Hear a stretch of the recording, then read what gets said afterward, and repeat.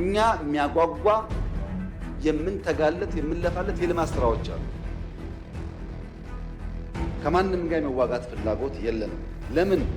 ውጊያው ከተነሳ ውጤቱ ግልጽ ነው ውጤቱ። ከዛ በኋላ የያ አይሰራም። አሁን አለመጀመር ማለት ነው።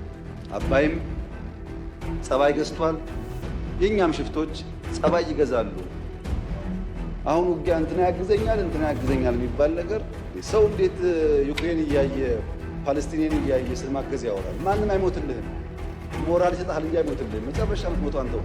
ኢትዮጵያን የተረዱ የሚመስላቸው አንዳንዶች ግን የኢትዮጵያን የፖለቲካ ሂደት በወጉ አላወቁትም፣ ሊያውቁትም አልቻሉትም። ኢትዮጵያ ይህች ስም ብቻዋን ታሪክ የምታወራ፣ ይህች ስም ብቻዋን የዓለምን ኃያላን ያንቀጠቀጠች የነጻነት አርማ ናት።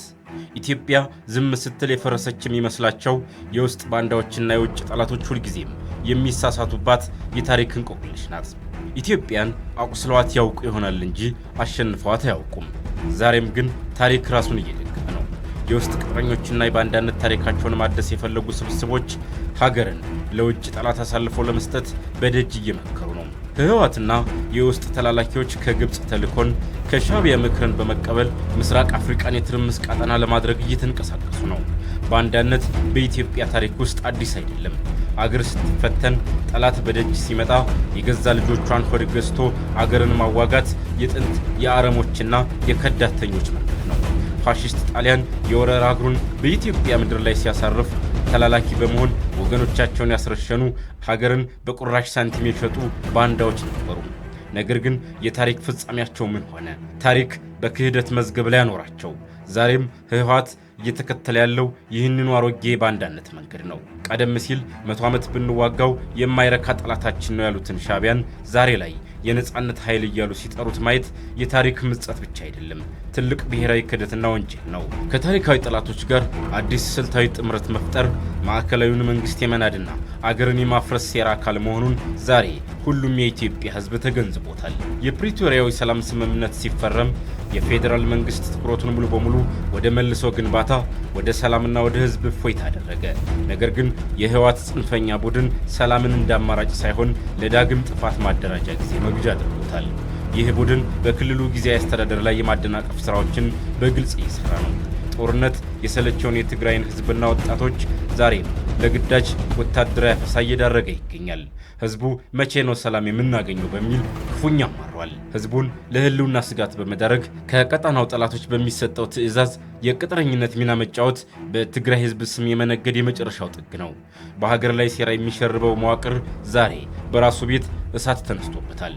መዋቅሩ ውስጥ ከፍተኛ አለመተማመን ነግሷል።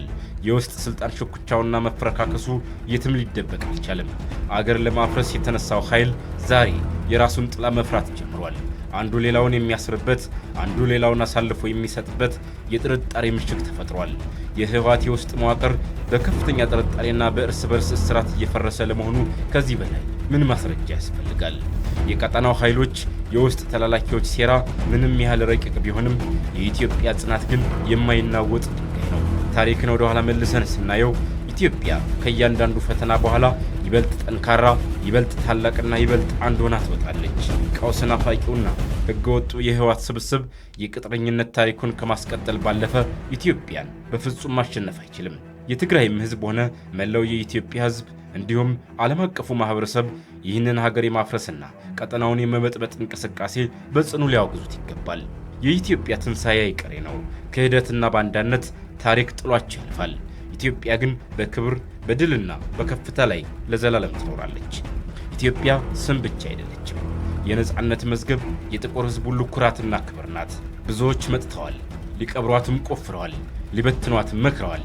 ምድርን የገዙ ኃያላን ሁሉ መጋረጃቸውን ጥለው እስኪጠፉ ድረስ ይህችን አገር ዛሬ ታበቃለች እያሉ በየዘመናቱ ቀጠሮ ቆርጠውላታል። ነገር ግን የኢትዮጵያ የጊዜ ሰሌዳ በሰው እጅ አልተጻፈም። ፈተናው በረታ ሲባል የምትነሳበት፣ ጨለማው ጸና ሲባል የምታበራበት አንድ የታሪክ ምስጢር አላት። እሱም የኢትዮጵያ ሁልጊዜም የማሸነፍ ታሪክ ነው። ኢትዮጵያ አልተሸነፈችም ሲባል ፈተና ላየችም ማለት አይደለም። ይልቁንም ፈተናን እንደ ወርቅ መፈተኛ እቶን እሳት ተጠቅማበታለች። ከሰሜን እስከ ደቡብ፣ ከምስራቅ እስከ ምዕራብ ሊያፈርሷት የተነሱ የውጭ ወራሪዎችና የውስጥ ማዕበሎች ጥቂት አልነበሩም። በአድዋ ተራሮች ላይ የወደቀው እያንዳንዱ ጠብታ ደም የሚነግረን አንድ እውነት አለ። ኢትዮጵያን የነካ ሁሉ ይሰበራል። አገርን መውጋት ማለት ታሪክን የመሻር ያህል የማይቻል ሞኝነት ነው። በአንዳነትና ክህደት ለጊዜው ድምፅ አውጥተው ይጮሁ ይሆናል። ፍጻሜው ግን ሁልጊዜም የኢትዮጵያ አሸናፊነት ነው። ዛሬም ሀገራችን በትልቅ የሽግግር ድልድይ ላይ ትገኛለች። ፈተናዎች አሁንም በደጃችን ሊያንኳኩ ይችላሉ።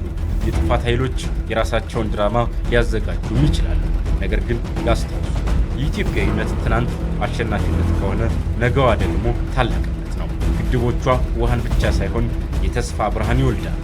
ወንዞቿ ምድሪቱን እያለመለሙ የብልጽግናን ማዕድ ያዘጋጃሉ። ኢትዮጵያ የክብር ማማ ላይ የመቀመጥ ታሪካዊ ግዴታ አለባት። ማንም ሊያቆማት የማይችል የነጻነት ባቡር ናትና። ስለዚህ ታሪክን የሚያውቅ አይጠራጠርም። ልቧን የተረዳ አይሸበርም።